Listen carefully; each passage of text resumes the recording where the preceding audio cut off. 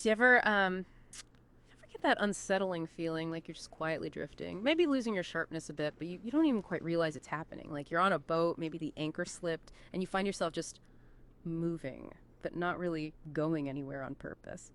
Well, today on the deep dive, we're taking a look at something ancient Hosea 4.11, but wow, it has some startling, almost uncomfortably precise things to say about our modern world. We're going to dive deep into how this seemingly simple verse, it's about wine and new wine, how it can offer really profound insights into these subtle ways we get numb, spiritually, mentally, back then, and maybe especially right now. Our mission, really, for this deep dive is to pull out the key nuggets from the sources you've shared. We want to help you get a quick but, solid understanding of how this ancient wisdom speaks to challenges today. Things like discernment, keeping focus, and a world just crammed with distractions. That's a really good frame for it. And to really feel the weight of verse 11, we have to get the scene, Hosea chapter 4. What's happening is the Lord, speaking through Hosea, is confronting the northern kingdom of Israel. And it's serious. For their deep-rooted sins, this isn't just about like small mistakes. It's described as profound spiritual adultery. Spiritual adultery, that's strong language. It is. Think of it like, abandoning solemn vows, turning their hearts away from God, the God they were in covenant with, and running after idols, other loyalties. They were meant to be set apart, different, living faithfully. Yeah. But they compromised that sacred relationship. They'd essentially walked away from his ways. Their actions screamed that they didn't really know him anymore, not in that deep relational way. Okay, so that sets a heavy backdrop, a broad spiritual decline. So how does Hosea 4.11 then? How does it zoom in on maybe the mechanics of how that decline takes hold, how that numbing happens? The verse says, wine and new wine take away the understanding. It feels like a shift, doesn't it, from condemning the big, obvious idol worship to pointing out this, quieter, more insidious effect of worldly indulgence. It brings up this kind of sobering idea. Sin doesn't always have to roar, does it? Sometimes it just seeps in quietly. Leaves you numb before you know it. Exactly. And that raises a key question, I think. How did wine become the symbol here? I mean, wine itself wasn't inherently evil in their culture. You see it in feasts, celebrations, even religious contexts. So the substance itself wasn't the problem. But like almost anything, its abuse was the issue. The problem wasn't the wine, but what drinking too much did to people. It robbed them of discernment. That's the core. It dulled their senses. And crucially, it took away their understanding. And that word for understanding, the Hebrew word, it's not just about brain power, like intellectual facts. It refers more to heart knowledge. Yeah. A kind of discernment that flows from really knowing God intimately, from living in that covenant relationship. Yeah. So excess wine. It clouded their minds, yes, but also their hearts. It made them forget who they were, forget whose they were. And as those spiritual senses got duller, it just pulled them deeper into disobedience. Wow. Okay, so if ancient Israel had its issue with the abuse of wine dulling the senses, what's our modern version? I mean, sure, alcohol abuse is still absolutely a problem today. But the sources you brought suggest we face something maybe even more pervasive, something acting as a numbing agent. Yeah, the parallel drawn is often to entertainment. Entertainment. Interesting. Okay. It's presented as this direct, almost, as you said, chilling parallel from that ancient warning to our world today. Yeah. And again, just like wine, entertainment isn't automatically bad. Yeah. Not at all. It can be neutral. It can be really good. Right. We see examples in the sources, things like Christian films that inspire, worship music that connects us to God, maybe a brilliantly told story that brings healing or joy. Those exist.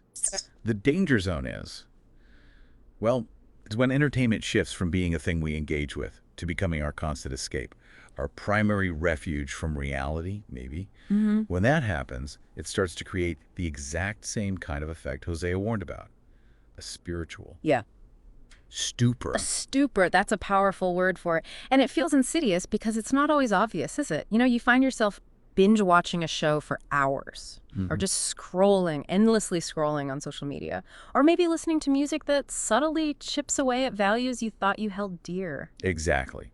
And slowly, almost without you noticing, that sharpness fades. We might start laughing at things that maybe should make us uncomfortable. We sort of unconsciously absorb the world's standards about, success or relationships or morality. And we find ourselves growing numb, less sensitive to maybe spiritual nudges or conviction. It really is like that frog in the boiling water analogy, isn't it? The change is so gradual you don't perceive the danger until you're already in that stupor. That's a great way to put it. And the truly profound thing is how quietly it can happen. Many people today, maybe even believers, might not consciously recognize how far they've drifted from their original moorings. Entertainment, especially when we just consume it passively, without real discernment, it powerfully shapes our worldview. How so? Well, think about it. It subtly teaches us what's desirable, what we should be afraid of, how we should define our identity even, what success is supposed to look like.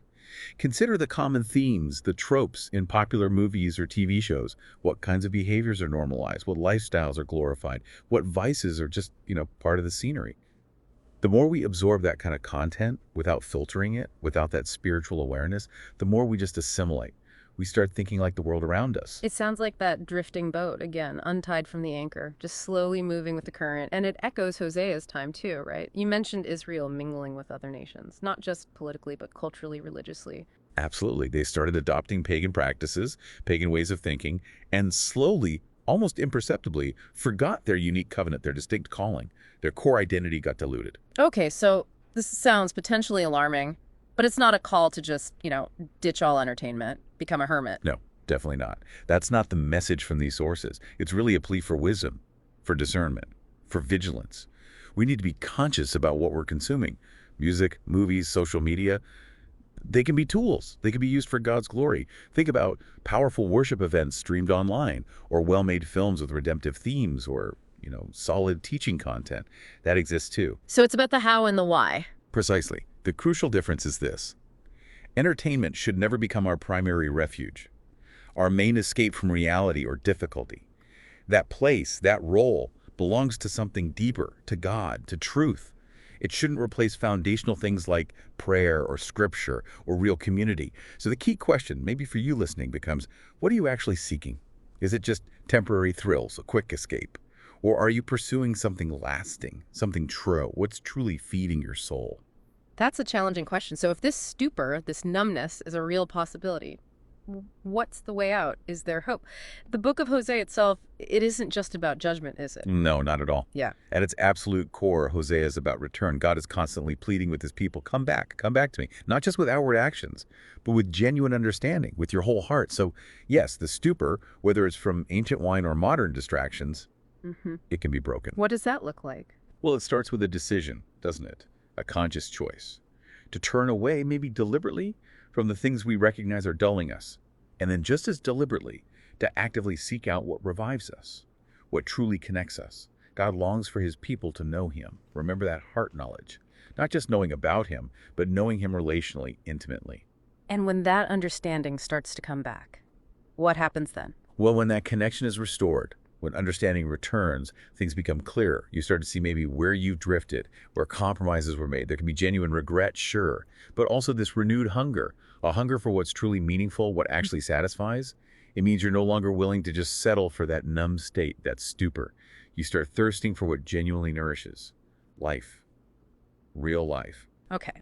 So as we wrap up this deep dive then, Hosea 4.11 really does feel like this timeless wake-up call. It's reminding us, centuries later, that this subtle loss of understanding, this dulling of our spiritual senses, it often comes before a deeper decline, spiritually, personally. It's a strong caution, really, not to underestimate the effect of what we consume, whether that's, food, media, entertainment, what we let into our minds and hearts. Absolutely. And perhaps that leads us to the final thought for everyone listening, a question to maybe sit with. What wine and new wine, what subtle numbing influences might be quietly dulling your senses today in your own life? And then maybe the follow-up is, what could change? How might regaining that sharpness, that clarity, truly transform your focus, your intimacy with truth, and ultimately your sense of purpose?